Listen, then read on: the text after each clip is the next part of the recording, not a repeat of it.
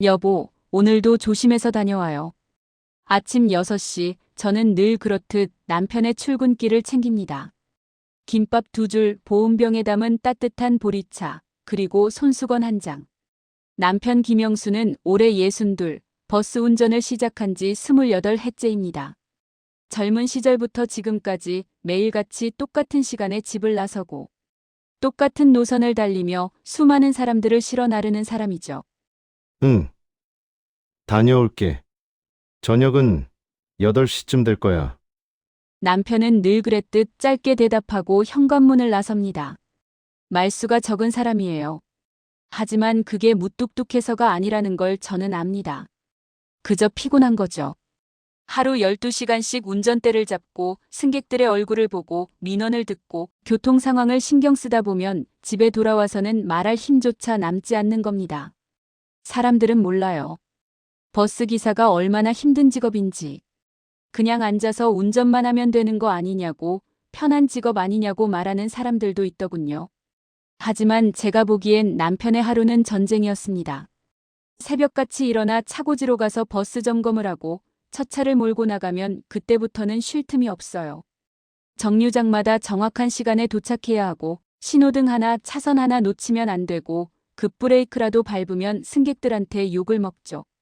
기사님, 좀 천천히 가세요. 애 있는 사람도 있다고요? 아니, 왜 이렇게 느려요? 제 시간에 못 가겠네. 똑같은 운전을 해도 누군가는 빠르다 하고 누군가는 느리다 합니다. 남편은 그런 말들을 하루에도 수십 번씩 듣고 그냥 참습니다. 대꾸하면 민원이 들어가고 민원이 쌓이면 회사에서 불러요. 그러니까 참는 게 상책이라는 걸 남편은 너무나 잘 알고 있습니다. 제가 결혼한 지 30년이 넘었지만 남편이 회사에서 칭찬받았다는 말은 단 한 번도 들어본 적이 없어요. 무사고 운전 20년을 넘겼는데도 회사에서 준 건 고작 5만 원짜리 상품권 하나였죠. 그런데 민원은 한 번만 들어가도 바로 반장실로 불러가요. 어느 날 남편이 집에 와서 이런 말을 한 적이 있어요. 오늘 한 승객이 맨 멱살을 잡더라고. 뭐? 왜요? 급정거를 했다고. 근데 내가 안 그랬으면 앞차랑 박았어. 그래도 그 사람은 화를 냈지. 그때 남편의 표정을 저는 잊을 수가 없습니다. 화가 난 것도 아니고 억울해하는 것도 아니었어요. 그저 체념한 얼굴이었죠. 그래, 이게 내 일이야. 이런 거 감수하고 하는 거야. 라는 표정. 그게 저는 너무 서러웠습니다. 그래도 남편은 단 한 번도 그만두겠다는 말을 하지 않았어요. 아들 대학 보내고 결혼시키고 집장만 하고 노후 준비하려면 이 일을 계속해야 한다는 걸 알고 있으니까요. 운전대는 남편의 밥벌이고 우리 가족의 생계였습니다. 남편은 매일 새벽 5시 반에 일어나 씻고 제가 차려준 아침을 후루룩 먹고 현관문을 나섭니다. 그리고 밤 8시가 넘어서야 집에 돌아오죠. 하루 14시간을 밖에서 보내는 겁니다. 그중 12시간은 운전대를 잡고 있고요. 어느 날 저녁 남편이 퇴근하고 들어왔을 때였습니다. 평소보다 1시간이나 늦게 들어온 남편의 얼굴은 유난히 창백했어요. 눈 밑에는 짙은 다크서클이 자리 잡고 있었고 어깨는 평소보다 더 축 처져 있었습니다. 왜 이렇게 늦었어요? 무슨 일 있었어요? 아니, 그냥 정류장에서 좀 쉬다 왔어. 남편은 그렇게 말하고는 방으로 들어가 누워버렸습니다. 저녁도 안 먹고요. 보통 때 같으면 밥부터 찾는 사람인데 그날따라 이상했어요. 뭔가 있구나 싶었지만 저는 묻지 않았습니다. 남편이 말하고 싶을 때 말할 거라 믿었으니까요. 그런데 그날 밤 잠결에 남편의 목소리를 들었습니다. 미안해. 제가 잘못했습니다. 다시는 그러지 않겠습니다. 잠꼬대였어요. 남편이 누군가에게 사과하는 목소리였죠. 저는 그 순간 가슴이 철렁 내려앉았습니다. 대체 낮에 무슨 일이 있었던 걸까요? 남편은 28년 동안 버스를 몰면서도 단 한 번도 사고를 낸 적이 없는 사람인데 누구한테 사과를 해야 하는 걸까요? 다음 날 아침 남편은 평소보다 더 일찍 일어나 준비를 했습니다. 얼굴에는 여전히 피곤함이 가득했지만 억지로 웃으며 저에게 말했어요. 오늘은 일찍 들어올게. 저녁 뭐 먹고 싶은 거 있어? 그냥 집에서 된장찌개 끓여 먹어요. 당신 좋아하는 거. 그래. 그거 좋지. 남편은 그렇게 웃으며 집을 나섰습니다. 하지만 저는 알았어요. 그 웃음이 진짜가 아니라는 걸. 뭔가 남편을 짓누르고 있다는 걸. 그리고 그게 곧 우리 가족에게도 영향을 미칠 거라는 걸요. 남편이 버스 회사에 다니면서 가장 힘들어하는 게 뭔지 아세요? 사고도 아니고 교통체증도 아니에요. 바로 승객들의 민원입니다. 아무리 조심해도 아무리 친절하게 대해도 누군가는 불만을 가지고 회사에 전화를 걸어요. 그 기사, 운전 왜 그렇게 거칠게 해요? 기사가 나한테 인상 쓰더라고요. 정류장을 지나쳤어요. 고의로 그런 거 아니에요? 이런 민원이 들어오면 회사에서는 일단 기사를 불러요. 사실 확인도 제대로 안 하고 그냥 조심하라는 말만 반복하죠. 남편은 그런 상황이 너무 억울하다고 했어요. 잘못한 게 없는데도 회사에서는 무조건 승객 편을 들고 기사는 그저 고개를 숙이고 사과해야 하니까요. 그렇게 몇 년을 버텨온 남편이었습니다. 하지만 그날 저녁 남편이 집에 돌아왔을 때 저는 뭔가 달라졌다는 걸 느꼈어요. 평소 같으면 다녀왔어 한마디라도 하던 사람이 신발도 제대로 벗지 못한 채 현관에 주저앉아 숨만 쉬고 있더군요. 손이 떨리고 얼굴은 잿빛이었고 무엇보다도 30년 가까이 버스 운전하면서 단 한 번도 하지 않던 행동을 했습니다. 작은 종이컵에 소주를 따르더니 말도 없이 단숨에 마셨습니다. 여보, 왜 그래요? 무슨 일 있었어? 남편은 대답 대신 천천히 손을 펼쳐 보였습니다. 손바닥에는 깊게 눌린 손톱 자국, 그리고 가볍게 긁힌 상처들이 보였죠. 그제야 저는 남편의 입에서 떨리는 목소리를 들었습니다. 승객 하나가 오늘은 그냥 나를 죽일 셈이었어. 남편은 그렇게 말하고 고개를 숙였습니다. 저는 그 순간 무슨 말을 해야 할지 몰랐어요. 그저 남편의 등을 쓰다듬어 주는 것밖에 할 수 없었습니다. 하지만 저는 그날 벌어진 일을 아직 몰랐습니다. 그 버스 안에는 또 다른 누군가가 남편의 하루를 끝까지 지켜보고 있었단 걸. 그리고 그 사람 때문에 우리 남편의 인생이 완전히 뒤집힐 줄은 저희 부부 누구도 몰랐습니다. 그날 밤 남편은 결국 저에게 말을 꺼냈습니다. 한 달 전부터였어. 남편은 소주잔을 내려놓고 천천히 입을 열었습니다. 목소리는 낮고 떨렸지만 저는 남편이 더 이상 참을 수 없어서 말하는 거라는 걸 알았어요. 매일 아침 7시 20분. 청 앞 정류장에서 타는 남자가 하나 있어. 처음엔 그냥 좀 불친절한 승객이려니 했지. 남편의 말에 따르면 그 남자는 처음 버스에 탔을 때부터 예사롭지 않았다고 합니다. 교통카드를 찍으면서 남편을 한번 쏘아보고 뒷자리로 가면서도 뭔가 불만스러운 표정을 짓더랍니다. 그런데 그게 하루 이틀이 아니라 매일 반복되는 거예요. 처음엔 그냥 기분 나쁜 사람이구나 싶었어. 근데 그 사람이 점점 이상해지더라고. 첫 주에는 그냥 인상을 쓰는 정도였답니다. 하지만 둘째 주부터는 말을 걸기 시작했대요. 기사님, 운전 좀 천천히 하세요. 급하게 가면 사고 나요. 처음엔 그냥 걱정하는 말처럼 들렸다고 합니다. 하지만 그 말투가 묘하게 비꼬는 느낌이었대요. 남편은 그냥 네, 조심하겠습니다 하고 넘어갔다고 했어요. 그런데 그 다음 날도 똑같은 말을 반복하더랍니다. 기사님, 오늘도 운전 조심하세요. 사고 나면 큰일이에요. 기사님, 신호등 좀 잘 보고 다니세요. 방금 위험했어요. 매일 아침 똑같은 시간, 똑같은 정류장에서 타서는 남편에게 한마디씩 던지고 가는 겁니다. 남편은 처음엔 그냥 신경질적인 승객이라고 생각했대요. 하지만 시간이 지날수록 그 말들이 점점 더 날카로워지더랍니다. 기사님, 오늘 컨디션 안 좋아 보이는데 이러다 사고 내겠어요. 아, 진짜 답답하네. 왜 이렇게 느려요? 다른 기사들은 안 이러던데. 그 남자는 45살쯤 되어 보이는 키가 크고 덩치가 좀 있는 사람이었답니다. 남편 말로는 항상 똑같은 회색 점퍼를 입고 큰 검은색 백팩을 메고 다니더랍니다. 얼굴엔 늘 불만이 가득했고 눈빛은 날카로웠다고 해요. 그 사람이 타면 나도 모르게 긴장이 돼. 오늘은 또 뭐라고 할까 싶어서. 남편의 말을 듣는데 제 가슴이 답답해졌습니다. 남편이 28년 동안 버스를 몰면서도 이렇게까지 힘들어한 적이 있었나 싶었어요. 승객 한 명 때문에 이렇게까지 스트레스를 받다니. 그래서 회사에 말은 안 했어요? 말을 어떻게 해? 딱히 욕을 한 것도 아니고 손을 댄 것도 아니고 그냥 잔소리만 하는 건데. 이걸 가지고 민원을 넣는다? 회사에서는 오히려 나보고 그것도 못 참냐고 할 거야. 남편의 말이 맞았어요. 버스 회사는 기사들의 편을 들어주지 않으니까요. 승객이 뭔가 불만을 표시하면 일단 기사부터 의심하는 게 회사의 방침이었습니다. 그러니 남편은 혼자 참을 수밖에 없었던 거죠. 그런데 3주째 되던 날 상황이 달라졌답니다.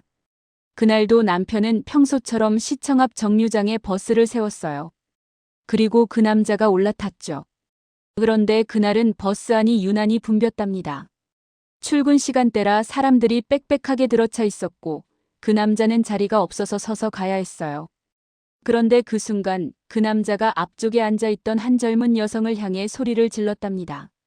아니, 거기 노약자석 아니에요. 왜 거기 앉아 계세요? 여성은 깜짝 놀라 고개를 들었고 그 남자는 계속해서 따지듯 말했답니다. 노약자석은 노약자가 앉으라고 있는 건데 멀쩡한 사람이 왜 거기 앉아 있어요? 비켜주세요. 여성은 당황한 표정으로 일어섰지만 그 남자는 거기서 멈추지 않고 남편을 향해 소리쳤답니다. 기사님, 이런 거 단속 안 해요. 노약자석에 멀쩡한 애들이 앉아 있으면 뭐라고 해야지. 남편은 난감했답니다. 노약자석 문제는 기사가 직접 개입하기 어려운 부분이거든요. 승객들끼리 알아서 양보하는 게 원칙이지 기사가 나서면 오히려 더 큰 문제가 생기는 경우가 많아요. 손님, 승객분들끼리 양보 부탁드립니다. 남편이 조심스럽게 말했지만 그 남자는 더 화를 냈답니다. 뭐? 그게 무슨 말이에요? 기사가 관리를 해야지. 규칙도 모르는 사람들 때문에 제대로 된 승객들이 피해를 보잖아요. 손님, 운행에 방해가 되니 자리에 앉아주시면. 아니, 지금 저보고 조용히 하라는 거예요. 제가 뭘 잘못했는데요. 버스 안의 다른 승객들은 모두 조용했답니다. 누구 하나 그 남자를 말리지 않았고 그냥 고개를 숙이고 핸드폰만 보고 있었대요. 남편은 그 순간이 너무 외로웠다고 했어요. 아무도 자기 편을 들어주지 않는다는 느낌. 그게 가장 힘들었다고요. 결국 남편은 그냥 조용히 운전을 계속했답니다. 더 이상 말해봤자 상황만 악화될 거라는 걸 알고 있었으니까요. 하지만 그 남자는 내릴 때까지 계속 중얼거렸답니다. 아, 진짜 기사들은 왜 이래? 자기네들이 할 일도 제대로 안 하고 운전이나 똑바로 하지. 쓸데없는데 신경 쓰지 말고. 그날 이후로 그 남자의 태도는 더 노골적으로 변했답니다. 매일 아침 버스에 타면서 남편을 노려보고 운전 중에도 계속 뭐라고 중얼거리고 내릴 때도 한마디씩 던지고 가더랍니다. 오늘도 운전 엉망이네. 기사 주제 어디서 감히? 다음엔 다른 버스 타야겠어. 이 버스는 진짜 답이 없네. 남편은 그런 말들을 들으면서도 꾹 참았답니다. 대꾸하면 더 큰 문제가 생길 거라는 걸 알고 있었으니까요. 하지만 그게 매일 반복되니까 남편의 마음속에는 점점 두려움이 쌓여갔답니다. 그 사람이 언젠가는 진짜 큰일을 낼 것 같아. 그냥 느낌이 그래. 남편의 말을 듣고 저는 등골이 오싹해졌습니다. 대체 그 남자는 왜 남편에게 그러는 걸까요? 남편이 뭘 잘못했다고? 그냥 성실하게 버스나 모는 사람인데 왜 그렇게 괴롭히는 걸까요? 그리고 그날 남편의 예감은 현실이 되었습니다. 오늘 아침 그 남자가 버스에 올라타면서 남편에게 이렇게 말했답니다. 기사님, 오늘은 진짜 조심하셔야 할 거예요. 왜냐면 제가 지켜볼 테니까. 그 말을 듣는 순간 남편은 온몸에 소름이 돋았답니다. 무슨 뜻인지는 정확히 몰랐지만 뭔가 좋지 않은 일이 벌어질 거라는 예감이 들었대요. 그리고 그 예감은 틀리지 않았습니다. 그날 저녁 남편이 퇴근하고 집에 들어왔을 때 전화벨이 울렸습니다. 회사에서 걸려온 전화였어요. 남편은 핸드폰을 보더니 한숨을 푹 쉬고는 전화를 받았습니다. 네, 김영수입니다. 전화기 너머로 들리는 목소리는 송 반장이었어요. 남편이 속한 팀의 관리자죠. 저는 남편 옆에서 그 대화를 들을 수 있었는데 송 반장의 목소리는 평소보다 훨씬 더 차갑고 날카로웠습니다. 김 기사님, 오늘 민원 들어왔어요. 민원이요? 승객 한 분이 전화하셨는데 기사님이 운전을 너무 거칠게 한다고, 그리고 승객한테 반말을 했다고 하더라고요. 남편의 얼굴이 창백해졌습니다. 저는 그 순간 바로 알았어요. 그 남자가 민원을 넣은 거구나. 반장님, 저는 반말한 적 없습니다. 그냥 승객분들끼리 양보 부탁드린다고만 했어요. 그래도 민원이 들어왔으니까 조심해야죠. 요즘 회사에서 민원 관리 엄청 빡세게 하잖아요. 알죠? 네, 알겠습니다. 그리고 또 하나, 그분이 기사님 운전이 위험하다고 했어요. 사고 날 것 같으니까 다른 기사로 교체해달라고까지 하셨는데 이거 심각한 거 아시죠? 남편은 아무 말도 하지 못했습니다. 그저 전화기를 귀에 대고 있을 뿐이었어요. 저는 옆에서 남편의 손이 떨리는 걸 봤습니다. 일단 이번 주는 지켜볼게요. 근데 민원 또 들어오면 정말 곤란해요. 알죠? 네, 조심하겠습니다. 전화가 끊긴 후 남편은 소파에 주저앉았습니다. 얼굴에는 아무 표정도 없었어요. 그저 멍하니 허공을 바라볼 뿐이었죠. 여보, 괜찮아요? 괜찮을 리가 있나? 남편은 그렇게 말하고는 방으로 들어가 버렸습니다. 저녁도 먹지 않고요. 저는 그날 밤 남편이 잠을 자는지 확인하러 방에 들어갔는데 남편은 천장만 멍하니 바라보고 있더군요. 정말이지, 이게 뭔가 싶었어요. 남편이 뭘 잘못했다고? 28년 동안 무사고로 운전해온 사람인데 한 번도 제대로 된 칭찬을 받지 못하고 오히려 이런 식으로 민원에 시달려야 하다니. 그런데 문제는 거기서 끝나지 않았습니다. 이틀 후 또 전화가 왔어요. 이번에도 회사에서였습니다. 김 기사님, 또 민원 들어왔어요. 송 반장의 목소리는 이번엔 더 차가웠습니다. 남편은 전화를 받자마자 고개를 떨구었어요. 이번엔 뭐라고 하셨습니까? 기사님이 자기를 노려본다고 하더라고요. 그리고 일부러 급브레이크를 밟아서 넘어질 뻔했다고. 반장님, 그건 오해입니다. 앞차가 급정거를 해서 제가 어쩔 수 없이. 그래도 승객이 그렇게 느꼈으면 문제가 있는 거 아니에요? 김 기사님, 솔직히 요즘 좀 이상해요. 컨디션 관리 제대로 하세요. 네. 그리고 또 민원 들어오면 그때는 정말 조치 들어갈 수밖에 없어요. 이해하시죠? 전화가 끊긴 후 남편은 아무 말도 하지 않았습니다. 그저 식탁에 앉아서 물만 마시고 있었어요. 저는 남편에게 다가가 손을 잡았습니다. 여보, 이건 너무 억울한 거 아니에요? 회사에 제대로 설명해야 해요. 설명을 어떻게 해? 승객 말이 맞다는데. 맞긴 뭐가 맞아요. 당신은 아무 잘못도 안 했잖아요. 회사는 그렇게 안 봐. 승객이 민원을 넣었으면 기사가 뭔가 잘못한 거라고 생각하는 게 회사야. 남편의 목소리는 너무나 지쳐 있었습니다. 저는 그 순간 남편이 얼마나 힘들어하는지 정확히 느낄 수 있었어요. 28년 동안 버스를 몰면서도 이렇게까지 무너지는 남편을 본 적이 없었거든요. 그날 밤 남편은 또 잠꼬대를 했습니다. 죄송합니다. 제가 조심할게요. 민원 넣지 마세요. 저는 그 목소리를 듣고 가슴이 찢어지는 것 같았어요. 남편이 이렇게까지 무너져야 하나요? 대체 저 남자는 왜 남편을 이렇게 괴롭히는 걸까요? 그리고 일주일 후 남편에게 회사에서 정식으로 출두 명령이 떨어졌습니다. 김 기사님, 내일 오전 10시에 본사로 나오세요. 상담 좀 해야 할 것 같아요. 남편은 그날 밤 한숨도 자지 못했습니다. 저도 남편 옆에서 뒤척이며 밤을 지샜어요. 다음 날 아침 남편은 평소보다 더 일찍 일어나 정장을 꺼내 입었습니다. 회사에 갈 때는 평상복을 입는 게 당연한데 그날만큼은 정장을 입더군요. 여보, 왜 정장을 입어요? 그래도 본사에 가는 건데. 예의는 지켜야지. 남편의 뒷모습이 너무나 초라해 보였습니다. 저는 그 순간 눈물이 날 것 같았지만 꾹 참았어요. 남편 앞에서 울면 남편이 더 힘들어할 테니까요. 남편이 회사에 다녀온 건 오후 2시쯤이었습니다. 집에 들어온 남편의 얼굴은 더 이상 사람의 얼굴이 아니었어요. 완전히 넋이 나간 표정이었죠. 무슨 말 들었어요? 경고 한 번 받았어. 그리고 다음 주부터 노선 바꾼대. 뭐? 왜요? 그 승객이 계속 민원을 넣으니까 차라리 내가 다른 노선으로 가는 게 낫다고 하더라고. 남편은 그렇게 말하고는 방으로 들어가 문을 닫았습니다. 저는 그 순간 정말 화가 났어요. 회사가 남편을 보호해줘야 하는 거 아닌가요? 왜 피해자인 남편이 노선을 바꿔야 하는 건가요? 하지만 남편은 아무 말도 하지 않았습니다. 그냥 받아들이는 것처럼 보였어요. 하지만 저는 알았어요. 남편이 속으로 얼마나 무너지고 있는지를요. 그날 저녁 남편이 저에게 말했습니다. 여보, 나 이 일 그만둘까봐. 뭐라고요? 더 이상 못하겠어.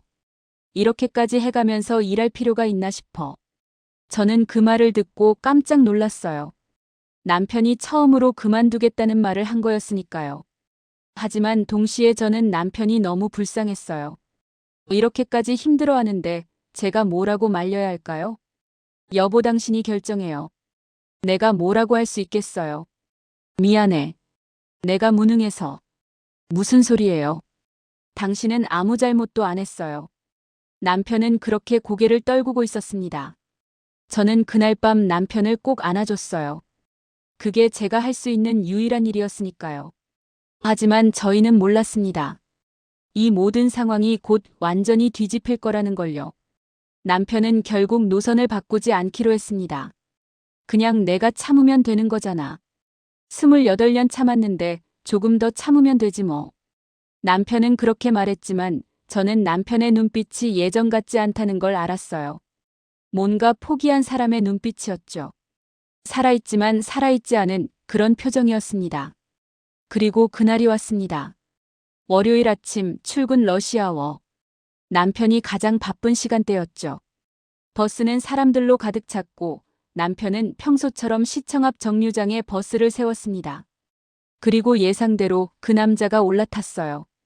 하지만 그날은 달랐답니다.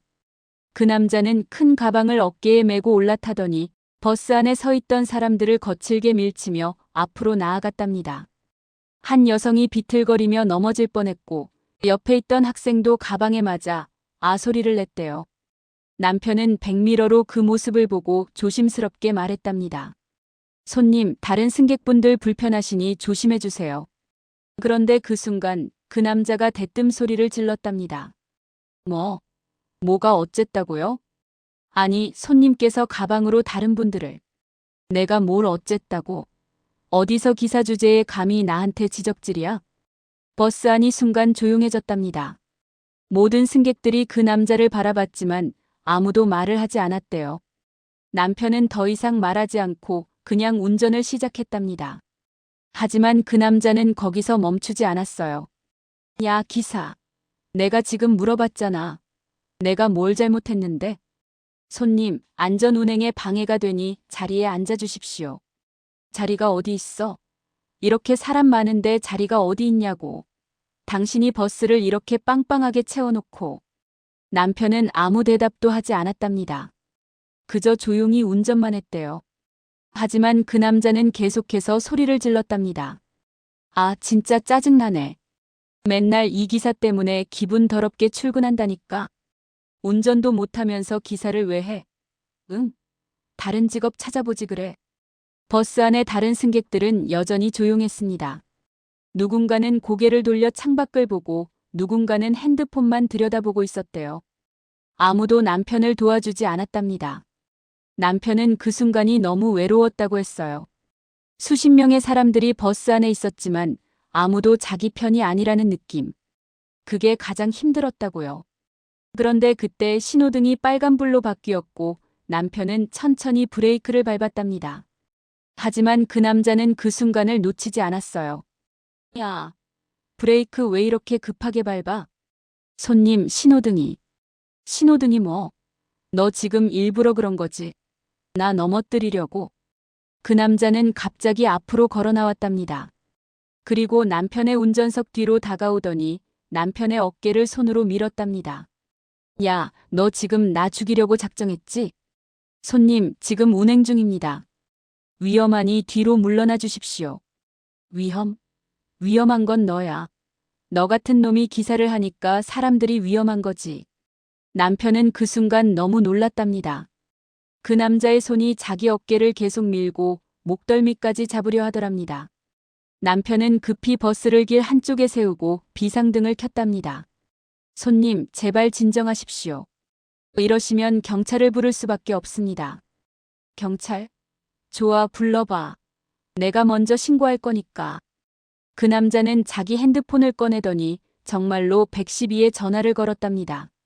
남편은 그 모습을 보고 어이가 없었대요. 자기가 먼저 폭력을 휘두르고 있으면서 오히려 경찰에 신고를 하다니요. 네, 112죠. 지금 버스 기사가 저를 협박하고 있어요. 그리고 일부러 저를 넘어뜨리려고 급브레이크를 밟았고요. 네. 아니, 제가 언제? 조용히 해. 네, 맞아요. 지금 운전 중에도 저한테 계속 시비를 걸고 네, 맞습니다. 폭행당할 뻔했어요. 남편은 그 순간 온몸에 힘이 쭉 빠지는 걸 느꼈답니다. 이건 너무 억울한 거 아닌가요? 자기는 아무것도 하지 않았는데 오히려 가해자가 되어 있는 상황. 이게 말이 되나요? 버스 안의 승객들은 여전히 아무 말도 하지 않았습니다. 그저 불편한 표정으로 서로 눈치만 보고 있을 뿐이었어요. 남편은 그 순간 정말 절망했답니다. 아무도 나를 믿어주지 않는구나. 그런데 그때 버스 뒷좌석에서 한 중년 남성이 천천히 일어났답니다. 평소에도 가끔 보던 승객이었는데 늘 조용히 신문을 보거나 창밖을 바라보던 사람이었어요. 남편은 그 사람이 일어서는 걸 백미러로 봤지만 무슨 일인지 몰랐답니다. 그 남성은 천천히 앞으로 걸어왔습니다. 그리고 그 남자 앞에 섰죠. 손님, 그만하시죠. 그 남자가 돌아보며 소리쳤습니다. 뭐? 당신은 누구야? 왜 끼어들어? 저는 이 버스를 자주 이용하는 승객입니다. 그리고 방금 상황을 전부 다 봤습니다. 그래서? 당신이 뭘 봤다고? 중년 남성은 침착하게 자기 핸드폰을 꺼내 보였습니다. 저는 방금 전부터 영상을 찍고 있었습니다. 손님께서 먼저 기사님을 밀치고 목을 잡으려 한 것까지 전부 다요. 그 순간 그 남자의 얼굴이 굳어졌습니다. 뭐? 그리고 제가 보기에 기사님은 아무 잘못도 하지 않으셨습니다. 오히려 손님께서 다른 승객들을 밀치고 기사님을 폭행하려 하셨죠. 버스 안이 다시 조용해졌습니다. 하지만 이번엔 분위기가 달랐어요. 승객들이 하나둘씩 고개를 끄덕이기 시작했답니다. 맞아요, 저도 봤어요. 저 사람이 먼저 기사님한테 손댔어요. 저도 증언할 수 있어요. 기사님은 아무것도 안 하셨어요. 갑자기 여러 승객들이 말을 하기 시작했습니다. 그 남자는 당황한 표정으로 주위를 둘러봤지만 이제 아무도 자기 편이 아니라는 걸 깨달은 것 같았어요. 중년 남성은 계속해서 침착하게 말했습니다. 경찰이 오시면 이 영상을 전부 제출하겠습니다. 그리고 제 명함도 드리죠. 그는 주머니에서 명함을 꺼냈습니다. 그리고 그 남자에게 건넸어요. 그 남자가 명함을 받아들고 보는 순간 얼굴이 새하얗게 변했습니다. 명함에는 이렇게 적혀 있었답니다. 버스 안전관리본부장 이도현. 그 순간 버스 안의 공기가 완전히 바뀌었습니다. 그 남자는 명함을 들고 멍하니 서 있었고 중년 남성, 아니 이도현 본부장은 여전히 침착한 표정으로 그를 바라보고 있었습니다. 저기 본부장님이시라고요? 그 남자의 목소리가 떨렸습니다. 아까까지 그렇게 큰 소리 치던 사람이 갑자기 말을 더듬기 시작한 거예요. 남편은 백미러로 그 모습을 보면서 믿을 수가 없었답니다. 네, 맞습니다. 저는 이 회사의 안전관리본부장입니다. 이도현 본부장의 목소리는 낮고 단호했습니다. 화를 내는 것도 아니고 그렇다고 부드러운 것도 아닌 그저 사실을 말하는 듯한 톤이었어요. 그리고 저는 매일 아침 이 버스를 타고 출근합니다. 왜냐하면 현장에서 직접 안전운행 상태를 확인하는 게 제 업무니까요. 그 남자는 점점 더 얼굴이 창백해졌습니다. 손에 들고 있던 핸드폰도 떨리기 시작했어요. 저는 그냥 기사님이 너무 위험하게 운전하셔서. 위험하게 운전했다고요? 이도현 본부장이 조용히 물었습니다. 저는 지난 한 달 동안 거의 매일 이 버스를 탔습니다. 그리고 김영수 기사님의 운전을 지켜봤죠. 신호준수, 안전거리 확보, 승객 배려, 모든 면에서 모범적이었습니다. 하지만 뭡니까? 손님께서는 지난 한 달 동안 매일 아침 이 기사님에게 시비를 걸고 트집을 잡고 민원을 넣으셨죠. 제가 전부 다 봤습니다. 버스 안의 승객들이 웅성거리기 시작했습니다. 누군가는 고개를 끄덕이고 누군가는 그 남자를 째려보기 시작했어요. 그리고 오늘 손님께서는 다른 승객들을 밀치고 기사님의 어깨를 밀고 목을 잡으려 했습니다. 이건 명백한 폭행 시도입니다. 아니, 저는 그냥 뭡니까? 이도현 본부장의 목소리가 조금 더 날카로워졌습니다. 손님, 버스는 공공운송수단입니다. 그리고 버스 기사는 수십 명의 생명을 책임지고 있는 사람입니다. 그런 사람에게 운행 중에 폭력을 행사하는 건 단순한 개인 간의 문제가 아닙니다. 이건 공공안전을 위협하는 범죄 행위입니다. 그 남자는 아무 말도 하지 못했습니다. 얼굴은 새하얗게 질려 있었고 입술만 파르르 떨고 있었어요. 남편은 그 순간을 지금도 잊을 수 없다고 했습니다. 28년 동안 버스를 몰면서 누군가가 자기를 이렇게 확실하게 보호해 준 적이 한 번도 없었거든요. 항상 참아야 했고, 항상 사과해야 했고, 항상 고개를 숙여야 했던 남편이었는데 처음으로 누군가가 자기 편이 되어준 거였습니다. 이도현 본부장은 자기 핸드폰을 꺼내 전화를 걸었습니다. 여보세요, 운영팀장님이시죠? 저 이도현입니다. 지금 701번 버스 안인데요. 긴급 상황이 발생했습니다. 전화기 너머로 무슨 말이 오가는지는 들리지 않았지만 이도현 본부장은 차분하게 상황을 설명했답니다.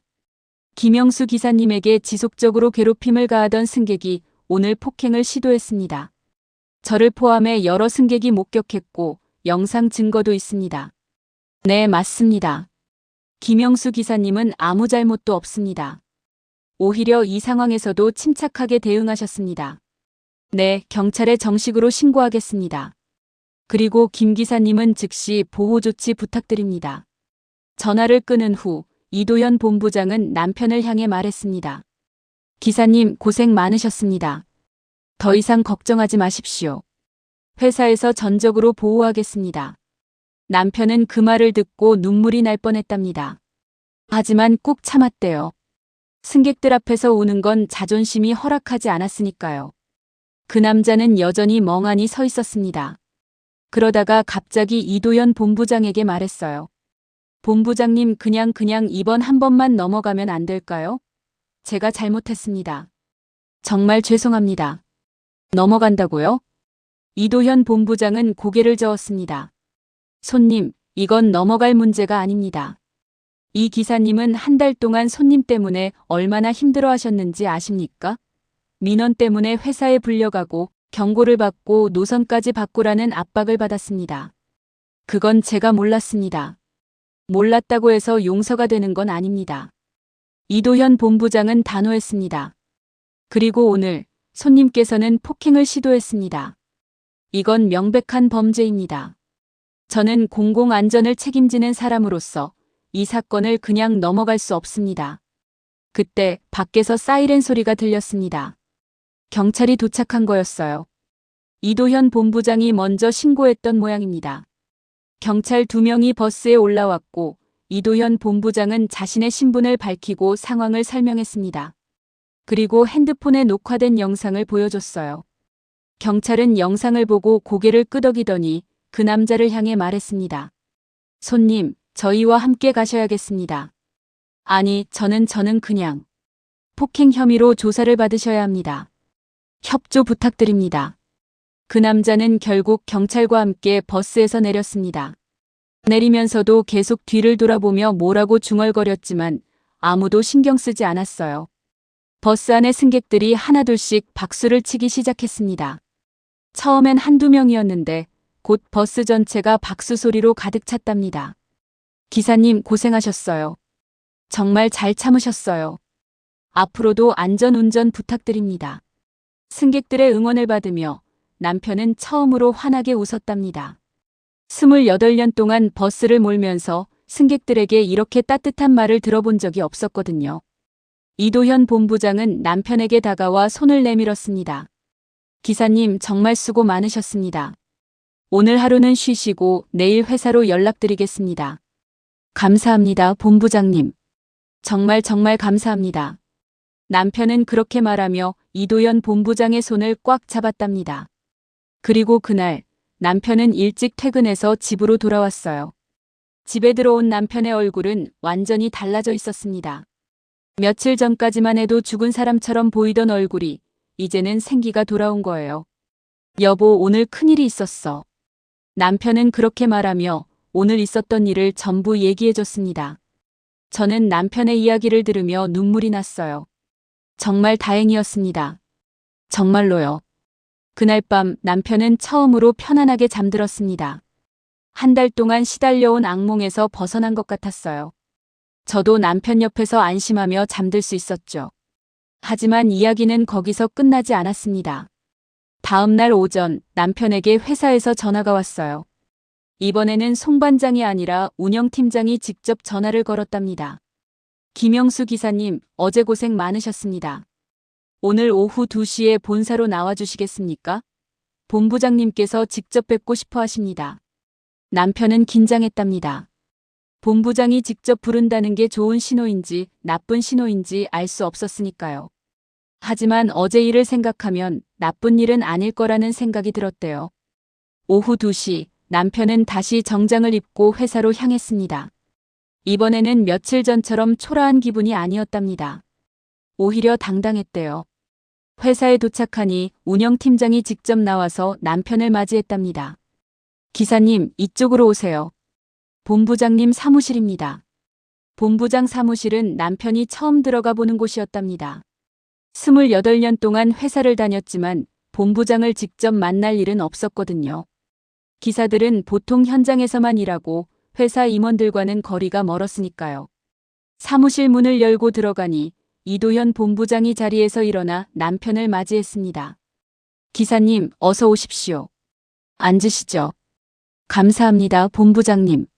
남편이 자리에 앉자 이도현 본부장은 차 한 잔을 직접 따라주더랍니다. 남편은 그 모습에 깜짝 놀랐대요. 본부장이 평범한 기사에게 차를 따라주다니 상상도 못한 일이었으니까요. 기사님, 어제 정말 고생 많으셨습니다. 그리고 한 달 동안 얼마나 힘드셨을지 충분히 이해합니다. 아닙니다, 본부장님. 어제 도와주셔서 정말 감사했습니다. 아니에요. 제가 더 일찍 개입했어야 했는데 그러지 못해서 죄송합니다. 이도현 본부장은 진심으로 미안해하는 표정이었답니다. 사실 저는 한 달 전부터 기사님의 상황을 알고 있었습니다. 민원이 계속 들어오는 걸 보고 현장을 직접 확인하기 위해 매일 이 버스를 탔던 겁니다. 그러셨군요. 그리고 제가 본 건 아무 문제 없는 기사님과 계속해서 트집을 잡는 승객이었습니다. 저는 그 승객이 언젠가 큰 문제를 일으킬 거라고 예상했고, 그래서 증거를 확보하기 위해 기다렸습니다. 남편은 그제야 이해가 됐답니다. 이도현 본부장이 왜 매일 같은 시간에 버스를 탔는지, 왜 조용히 뒷자리에 앉아 있었는지를요. 어제 그 승객은 경찰에 연행됐고 폭행 혐의로 조사를 받고 있습니다. 그리고 저희 회사는 정식으로 고소장을 제출했습니다. 고소를요? 네. 기사님에 대한 지속적인 괴롭힘, 업무방해, 그리고 폭행 시도. 이 모든 것을 정식으로 법적 조치하기로 했습니다. 남편은 믿을 수가 없었답니다. 회사가 자기를 보호하기 위해 이렇게까지 나서다니요. 그리고 기사님께 사과드립니다.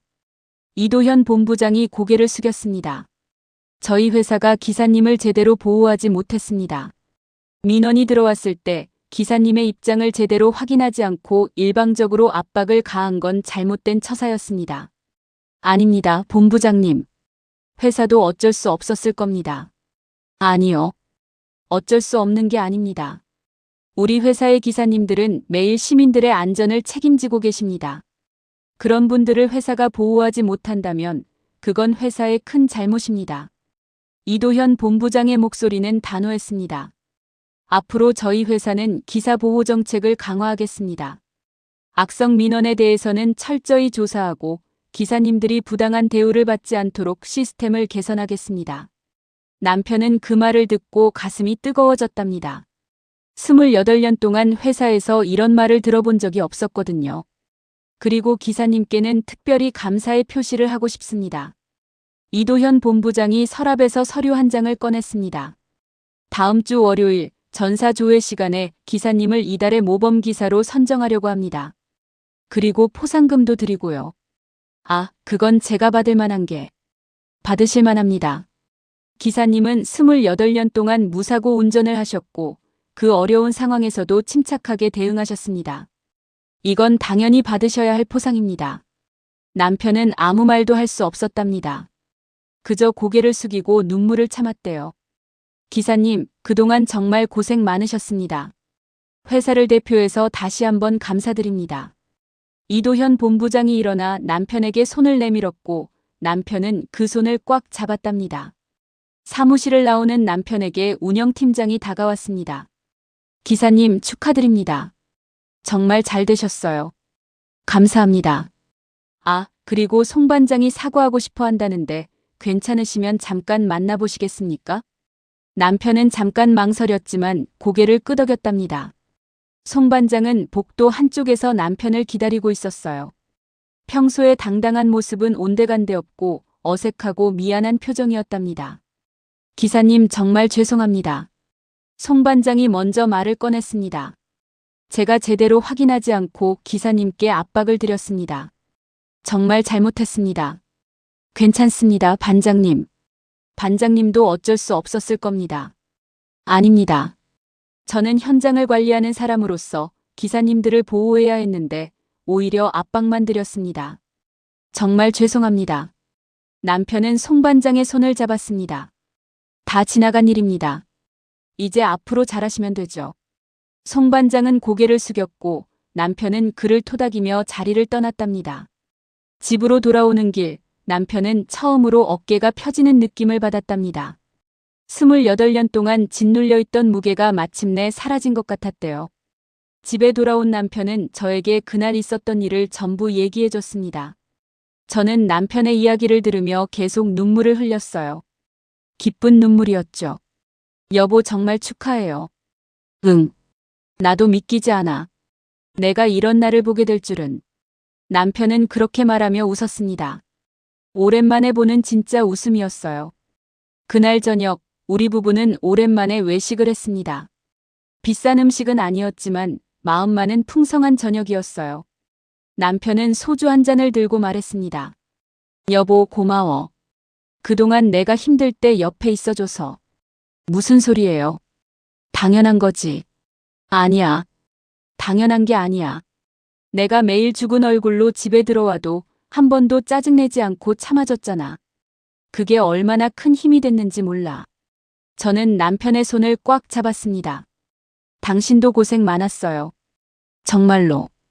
우리는 그렇게 소주잔을 부딪혔고 오랜만에 행복한 시간을 보냈습니다.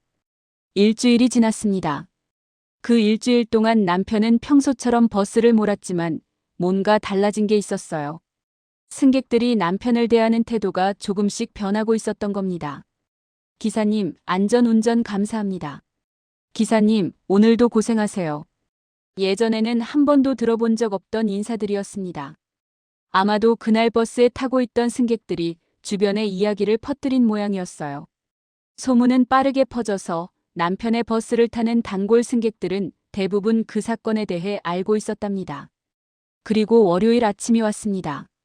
남편은 평소보다 일찍 일어나 깔끔하게 면도를 하고 정장을 차려입었어요. 오늘은 전사 조회가 있는 날이었거든요. 여보, 떨려요. 뭐가 떨려요? 당신이 받을 만한 상인데. 아니, 그래도 이렇게 많은 사람들 앞에서 상을 받는 건 처음이라. 남편은 정말로 긴장하고 있었어요. 28년 동안 회사를 다녔지만 단 한 번도 표창을 받아본 적이 없었거든요.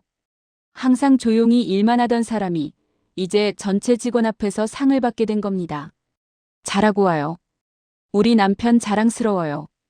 저는 남편을 현관까지 배웅하며 응원했습니다. 남편은 쑥스러운 듯 웃으며 집을 나섰어요. 오전 10시 회사 대강당에 전체 직원들이 모였답니다.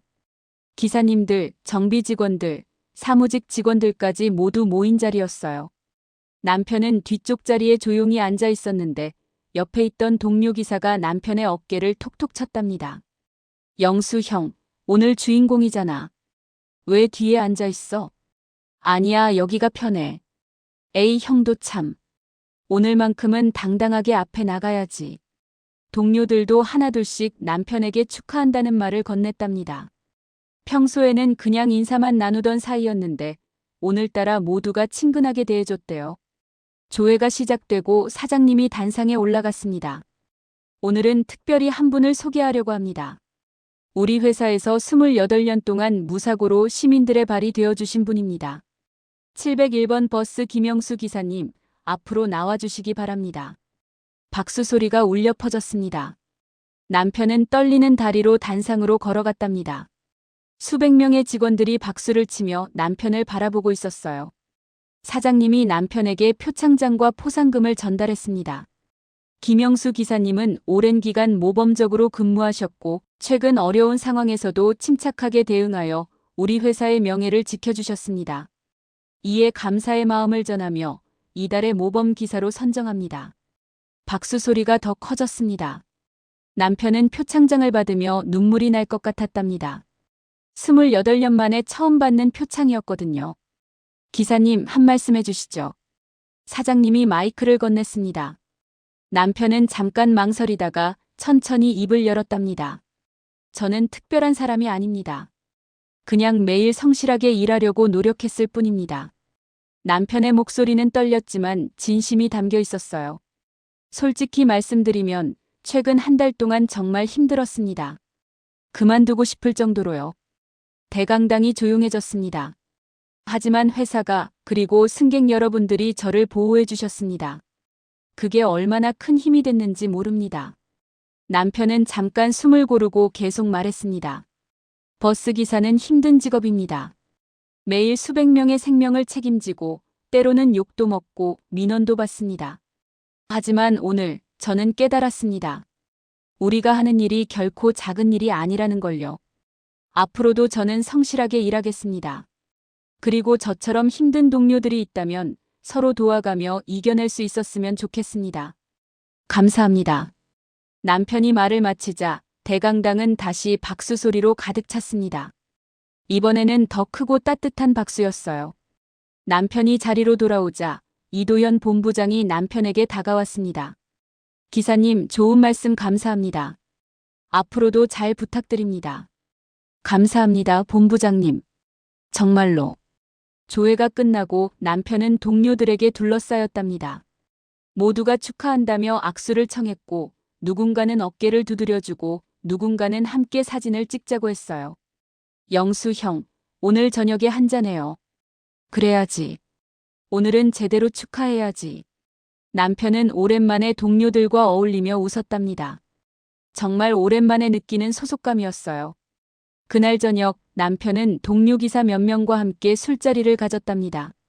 저는 남편이 늦게 들어올 거라고 생각했지만 의외로 10시쯤 집에 들어왔어요. 벌써 왔어요? 더 놀다 올 줄 알았는데. 아니, 집에 빨리 오고 싶더라고. 여보한테 얘기하고 싶은 게 많아서. 남편은 소파에 앉아 오늘 있었던 일들을 신나게 얘기했습니다. 표창을 받았던 것, 동료들이 축하해준 것, 본부장님이 격려해준 것. 하나하나 얘기하는 남편의 얼굴은 정말 행복해 보였어요. 여보, 알아? 오늘 동료 중 한 명이 나한테 그러더라고. 형 때문에 우리도 힘이 난다고. 그래요? 응. 나 같은 사람도 이렇게 인정받을 수 있다는 게 다른 기사들한테도 희망이 된다고 하더라고. 남편은 그 말을 하며 눈시울이 붉어졌습니다. 30년 가까이 일하면서 내가 누군가한테 힘이 될 수 있다는 생각은 한 번도 안 해봤어. 근데 오늘 그런 말을 들으니까 남편은 말을 잇지 못했습니다. 저는 남편을 꼭 안아줬어요. 당신은 정말 대단한 사람이에요. 나도 자랑스러워요. 고마워, 여보. 정말로. 그날 밤 남편은 처음으로 아무 걱정 없이 잠들었습니다. 잠꼬대도 하지 않고 편안한 얼굴로요. 저도 남편 옆에서 행복하게 잠들 수 있었습니다. 며칠 후 남편에게 또 한 번 놀라운 일이 생겼습니다. 회사에서 공식적으로 기사 보호 정책을 발표한 거예요. 앞으로는 악성 민원에 대해 철저히 조사하고 기사들이 부당한 대우를 받지 않도록 시스템을 강화한다는 내용이었습니다. 그리고 각 버스에 CCTV를 추가로 설치해서 문제가 생기면 즉시 증거를 확보할 수 있도록 한다고 했어요. 남편은 그 소식을 듣고 정말 기뻐했습니다. 이제 후배들은 나처럼 힘들지 않겠지. 그게 제일 다행이야. 남편의 그 말을 듣고 저는 남편이 정말 착한 사람이라는 걸 다시 한번 느꼈습니다. 자기가 힘들었던 일보다 후배들이 덜 힘들 거라는 게 더 기쁜 사람이었으니까요. 그날 이후 남편의 삶은 완전히 달라졌습니다. 아니, 정확히 말하면 남편의 삶이 달라진 게 아니라 남편을 대하는 세상이 달라진 거였어요. 여전히 남편은 매일 새벽 5시 반에 일어나고 여전히 똑같은 노선을 달리고 여전히 수백 명의 승객들을 실어 나릅니다. 하지만 이제 남편의 어깨는 더 이상 축 처져 있지 않아요. 집에 돌아올 때도 예전처럼 죽은 얼굴이 아니라 피곤하지만 편안한 얼굴로 돌아옵니다. 어느 날 저녁 남편이 집에 돌아와서 이런 말을 했어요. 여보, 오늘 손님 한 분이 내릴 때 나한테 그러더라. 기사님, 항상 안전운전 감사합니다라고. 그래요? 좋네요. 응. 근데 그게 처음은 아니야. 요즘 그런 말 해주는 사람들이 많아졌어. 남편은 그렇게 말하며 웃었습니다. 정말 행복한 미소였어요. 사람은 참 신기합니다. 말 한마디로도 상처받고 말 한마디로 살아나는 존재니까요. 남편은 한 달 동안 한 사람의 악의적인 말들로 무너졌지만 이제는 여러 사람들의 따뜻한 말들로 다시 일어섰습니다. 저는 이제야 깨달았어요. 남편이 28년 동안 버스를 운전하면서 진짜로 원했던 게 뭔지를요. 돈도 아니고 명예도 아니고 그저 인정이었던 겁니다. 자기가 하는 일이 의미 있다는 것, 자기가 누군가에게 필요한 사람이라는 것. 그걸 확인받고 싶었던 거였어요. 그리고 이제 남편은 그걸 얻었습니다. 한 달 후 남편과 저는 처음으로 여행을 갔습니다. 결혼하고 30년 넘게 살면서 제대로 된 여행은 처음이었어요. 남편이 항상 바빠서 시간을 낼 수가 없었거든요. 하지만 이번에는 남편이 먼저 제안했어요. 여보, 우리 여행 한번 갈까? 회사에서 포상금도 받았는데 이걸로 둘이 좀 쉬다 오자. 정말요? 좋아요. 우리는 강원도로 이틀 여행을 다녀왔습니다. 산도 보고 바다도 보고 맛있는 음식도 먹고 그냥 둘이서 천천히 걸으며 얘기도 나눴어요. 남편은 그 여행 내내 정말 행복해 보였습니다. 여보, 나 이제 알겠어. 산책을 하던 중에 남편이 갑자기 말했어요. 뭘 알겠어요? 내가 왜 이 일을 계속하는지. 돈 때문도 아니고 다른 선택지가 없어서도 아니야. 남편은 잠깐 멈춰서서 바다를 바라봤습니다. 나는 이 일이 좋은 것 같아. 매일 사람들을 만나고 그 사람들을 안전하게 목적지까지 데려다 주는 게. 그게 의미 있는 일 같아. 그럼 다행이에요. 당신이 행복하면 나도 행복해요. 고마워, 여보. 옆에 있어줘서. 우리는 그렇게 손을 잡고 한참을 걸었습니다. 바람이 불고 파도 소리가 들리고 햇살이 따뜻했던 그 순간을 저는 평생 잊지 못할 것 같아요. 여행에서 돌아온 후 남편은 더 활기차게 일했습니다. 예전처럼 힘들어하지 않았고 오히려 즐기는 것처럼 보였어요. 집에 돌아와서도 오늘 있었던 재미있는 일들을 얘기해주곤 했습니다. 오늘 할머니 한 분이 버스에서 내리시면서 사탕을 주시더라고. 기사님 고생 많으시니까 드세요라고. 오늘은 학생 하나가 버스비가 모자라서 당황하고 있길래 그냥 타라고 했어. 그랬더니 나중에 그 학생이 다시 찾아와서 돈을 갚더라고. 정말 착한 애였어.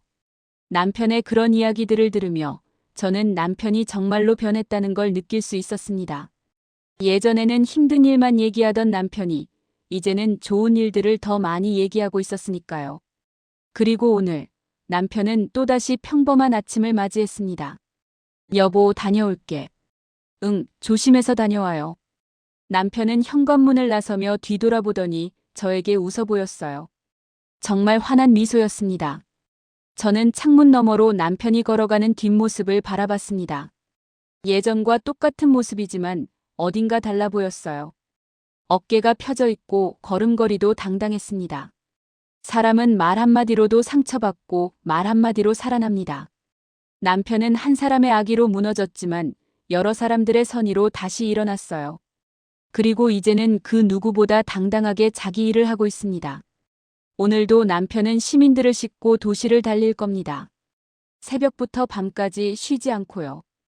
그 길 위에서 남편은 누군가의 출근길을 책임지고 누군가의 귀가길을 함께하고 누군가의 일상을 지탱하는 사람이 될 겁니다.